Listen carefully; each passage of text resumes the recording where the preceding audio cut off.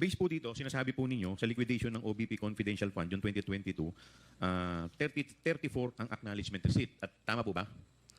Yes, Mr. Chair. Okay. At kanina, sinabi po ninyo, sa 34 na to, 34 po yung safe houses. So, ibig sabihin, isang resibo represents one safe house. Tama po? Yes, Mr. Chair. Okay. May idea po ba kayo dito sa safe house na to kung ito po ba ay bahay, kondo, o kung ilang palapag? Wala po, Mr. Chair. Wala Wala po kayong idea. Kung ano So, ibig sabihin, wala kayong alam na detalye. no details, Mr. Chair. Okay. So, lumalabas din po dito, in 11 days, ang nagastos po nila sa safe houses is 16 million. Yes, Mr. Chair. Ayan po.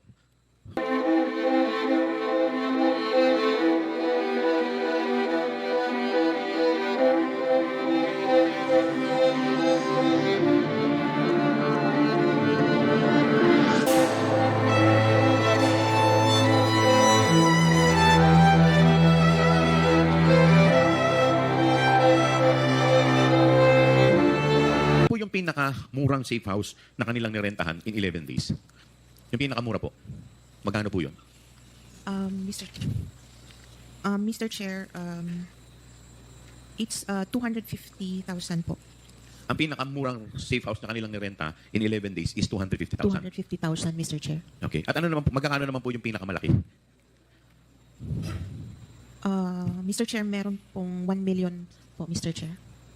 Okay. So base po dun sa inyong official receipt, o base po dito sa official receipt na kanila pong in-issue, at dito po sa pinakikita po sa atin, may dalawa po ditong nakalagay na 1 million. So ibig sabihin po ba may dalawang safe houses sila na nirentahan in 11 days worth 1 million? Tama po ba yun? Tama po, Mr. Chair. Tama, okay. At dito po, nakalagay din po dito sa isang OR na worth 1 million, binayaran po nila to dated December 26 at yung isa naman dated ano ba ito isa? December 28. Tama po, Mr. Chair. Dalawa po kasi yung interpretation ko niyan. Ano po bang tama? Ito pong 1 million na to ay for 11 days, which is December 21 to December 31.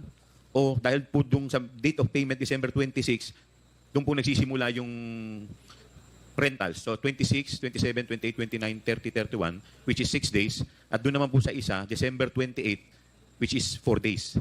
So yung bang 1 million na binayad nila na December 28, yung 1 million na yun in 4 days o in 11 days? Mr. Chair, it just means na nung date na yun po, nabayaran yung recipient po. But it does not follow na yun yung period cover.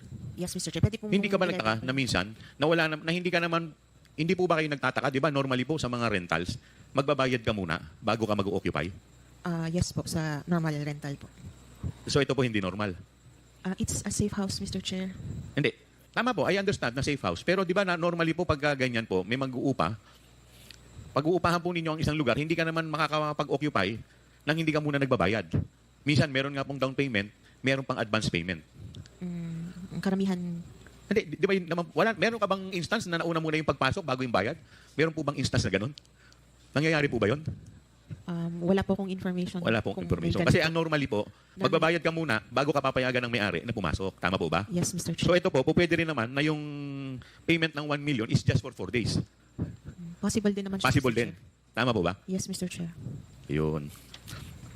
Hindi po ba kayo nagtaka na sobrang mahal nun, yung 1 million in just 4 days? Anong klase pong safe house to? May swimming pool po ba tong safe house? May wifi? Sa BGC? May pakikita po ako sa inyong isang resort sa Shangri-La. Shangri-La, Boracay. Ang per night po nito is 22,500. This is a high-end luxury resort. It is just 25,000 per day. As compared po natin dito sa 1 million, bali magkano po lumalabas yung 1 million per day in 11 days? Magkano po ba yon sa 11 days, yung 1 million? Mr. Chair, 90,000. 90,000 a day. 99. Yes, Mr. Chair. As compared po dun sa luxury resort. With complete amenities. Much worse kung 4 days. Yung 1 million. 200. Magkano po lumalabas yun in 4 days? 250, Mr. 250,000 per day. Hindi po ba kayo nagtaka kung bakit gano'n kamahal? Wala Hindi po naman kayo nagtaka? kaming information kung gaano kalaki building po ba Wala siya po kayong information kung gaano po kalaki yung building. Okay. May papakita pa rin po ako sa inyo. Yung mga condo unit po sa BGC. Yan po. 90,000 per day. 90,000 per month sa BGC Taguig po.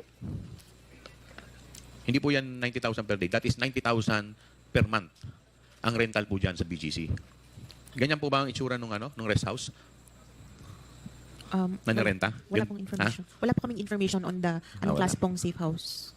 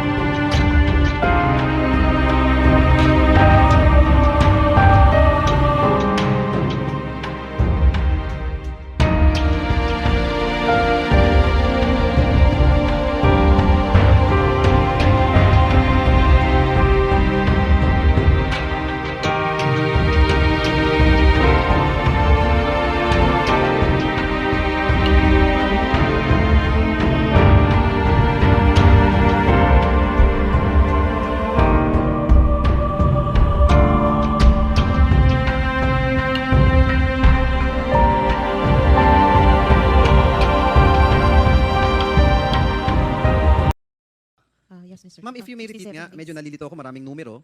Yung yung quarter 4 ng 2022, for 16 million, ilang pong araw ginamit?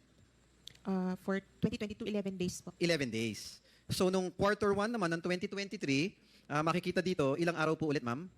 53 days. 53 days. Opo. So, with the same amount, mas marami ng araw ang paggamit. Yes, Mr. Nung Chair. sa quarter 2 of 2023, with the same amount of 16 million, ilang araw naman po ginamit? 66 ang sabi niyo po? 67 po, based on computation ng... 67 days. Opo, Mr. So having said that, ma'am, sa personal po ninyong opinion, being an attorney and 2 years in the audit department of the Commission on Audit, hindi po, regular po ba yung ganun, na same amount but different number of days? Well, personally po, medyo steep nga po yung, lalo na po yung sa 2022 since 11 days lang po siya. Na 16 million for 11 Yes. days. Compared po dun sa 2023 na almost parang... Ma'am, ano po bang basihan nyo dito sa lahat ito? Bukod po sa acknowledgement receipt, meron po ba kayong breakdown na itong mga paggamit ng pondo na to? Yung nasa accomplishment report po, Mr. Chair. Yung accomplishment report, yung report nila. But did it say kung- po, ma'am, kung saan ginamit? Anong klaseng facility ba ito? no information, Wala pong Mr. Chair. information. Opo. So, very bare po.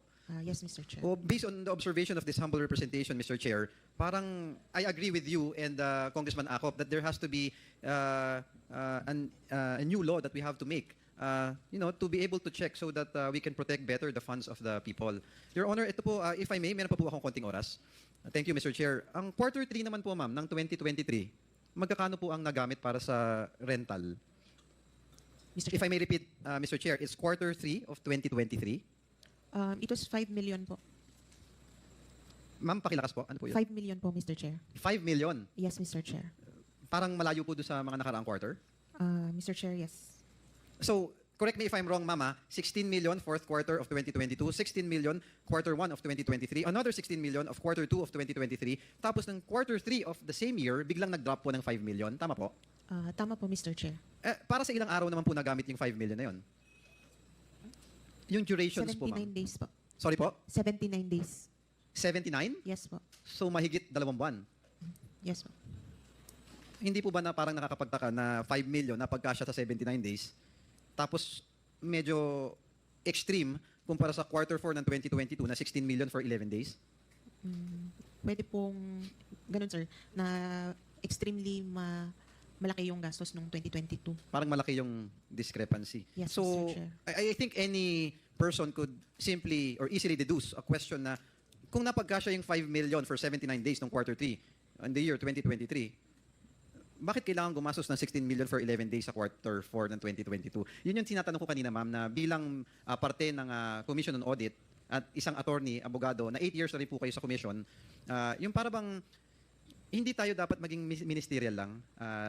I do understand that we base everything based on documents. Being a lawyer, I'm sure that that's how you process everything. Pero gaya ng sinabi ni Congressman Acop na bilang tagapagbantay ng pondo ng taong bayan, siyempre naroon din naman yung pagkakataon na may gut feel tayo. Na siguro apart from each document na nakikita natin, if we see something out of the ordinary, like what we are mentioning now, maybe we can, I don't know if you can do something about it. Or siguro it is imperative nga, that's the reason why importante itong committee ng Blue Ribbon is to, in aid of legislation, so we can craft laws, Your Honor, so that things like this that won't happen again, that at least COA will be able to dig deeper apart from just acknowledgement receipts. No? Kasi medyo your hands are tied, just you're basing it on documents. Tama po, ma'am, no? Yes, Mr. Chair. Pero pasensya na po, if I may ask, on a personal level, medyo meron ba kayong nafe-feel na irregularity? Siguro, sir, medyo steep, lalo na po yung 11 You do agree days na medyo sa meron parang ano? 2022 po. Your Honor, just if I may have one last minute, nagtataka lang po kasi ako based on documents. Meron kasi ditong quarter 4, 2022, quarter 1 to quarter 3 ng 2023. Parang wala po ako nakikitang quarter 4, fourth quarter ng 2024. Ilan po ba ang nagamit naman dun sa period na yun, ma'am? Mr. Chair, wala po silang liquidation for the fourth quarter ng 2023. Fourth quarter ng 2023, wala na Wala po. po, Mr. Chair. Bakit po kaya? Based sa ATL po, wala po yata silang cash advance nung fourth quarter. So in short, ma'am, would it be accurate to say na wala pong ginamit na rental nung fourth quarter of the year 2023? Yes, Mr. Chair. And lahat po nung remaining na confidential fund nila, hindi na nila nagamit. Hindi na nagamit. Yes, Mr. Chair. So another question can be raised na ano po kaya yung programa na pinaggamitan kung bakit bigla na lang ng fourth quarter hindi na kailangan ng funding doon. Yun yung parang pwedeng maisip ng simpleng tao na bakit biglang nawala na lang yung funding na hindi na lang biglang kinailangan. Tama po ba, ma'am? Tama naman po, Mr. Chair. Yeah. Again, Mr. Chair, thank you po, ma'am, for always being cordial and putting a smile in this committee. Mr. Chair, yun lamang po, if I may reiterate, pasensya na po that I took a little bit of time of this committee. Yun lang po talagang na-notice ko na medyo malaki yung discrepancy na nung fourth quarter of 2022, 16 million for 11 days. Tapos nung third quarter, naging 5 million for 79 days. We cannot dig deeper. That's why in aid of legislation, we really have to craft laws for us to be able to dig deeper na hindi na po maulit. At least may kasagutan na po sa susunod ang sa atin.